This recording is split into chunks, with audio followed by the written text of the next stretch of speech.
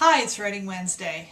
It's not Wednesday. Wednesday is Christmas Day. I was busy celebrating Christmas with my family. I'm sure you were too, or, doing something festive. And it's like Thursday that I'm getting around to making this, Boxing Day. You're probably going to watch it on Friday, but it's in the spirit of Writing Wednesday and in the spirit of the season. Last Christmas, I sat down at the piano and sang a little ditty for you, my own version of the 12 Days of Christmas from a writer's point of view. If you missed that one last Christmas, you can go back and watch it now. And I thought, well, I've started a tradition, so this year I should reflect on the fact that I can't sing at all, and I certainly can't play the guitar. So I'm going to read you a story. 'Twas the night after Christmas, in the house full of books, and folks were all reading new Kindles and Nooks, and I, having done every Christmas good deed, had just settled in for a nice Christmas read. When out on the lawn there arose such a clatter, I jumped from my chair to see what was the matter.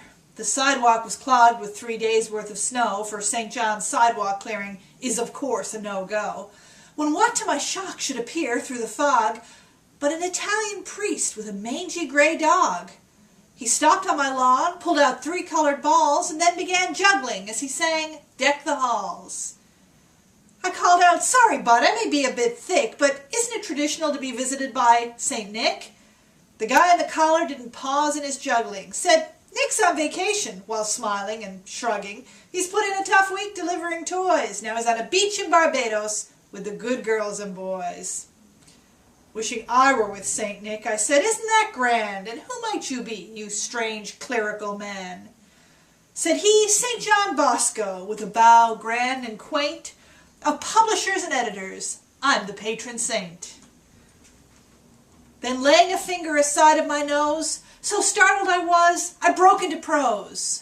And I said, "Are you serious? Apart from there being a school named after you up on Shea Heights, I'm not aware of you being the patron saint of anything, bud, except possibly jugglers and magicians. Speaking of which, can you please put those balls down?" And I wasn't even trying for innuendo at this point, because I went straight on to say, "Look, I will admit to a keen interest in the publishing business, but even I, good Protestant that I am, can tell you that St. Paul is the patron saint of publishers and booksellers."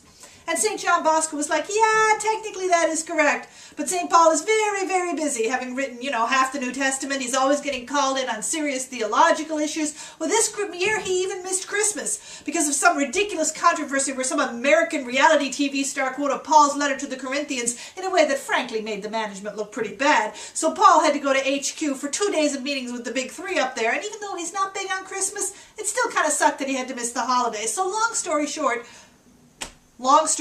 I said, it's about time. And don't you think we should get back to meter and rhyme? He shrugged again. So really I'm more of a conjuring whiz, but I'm the second string saint for the publishing biz. I know you're a writer, so I've been sent here to check in on you at this close of the year. "Well, Bosco," I said, "can I call you just that? You've come to the right house, because right off the bat I can give you a list of the things I desire. Sales figures, literary prizes, an agent for hire." The saint shook his head with an impatient quirk. "You think granting wishes is every saint's work? A rabbit from a hat. I can do that, it's true. But a 6-figure advance? Not so easy to do." "What's the good of you then?" I answered right quick. "I'll get back to my kobo, which was left by St. Nick. Though I do sometimes wonder, perhaps even fear, if the publishing business will survive the next year.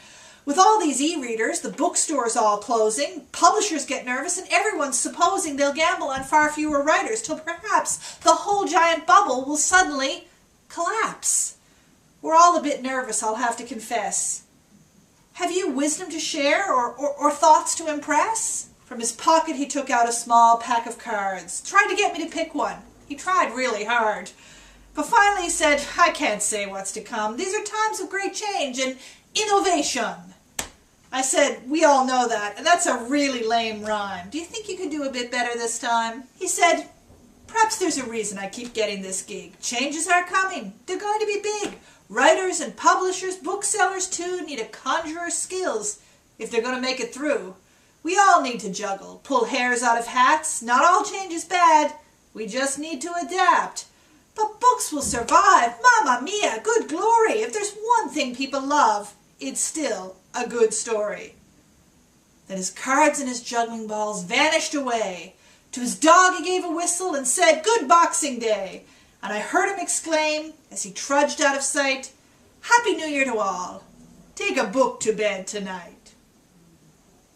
Merry Christmas, Happy Boxing Day, Happy New Year. I will be back next week with a contest where you can win some of my favorite books of 2013. In the meantime, I hope you got some books for Christmas, and I hope you enjoy reading them.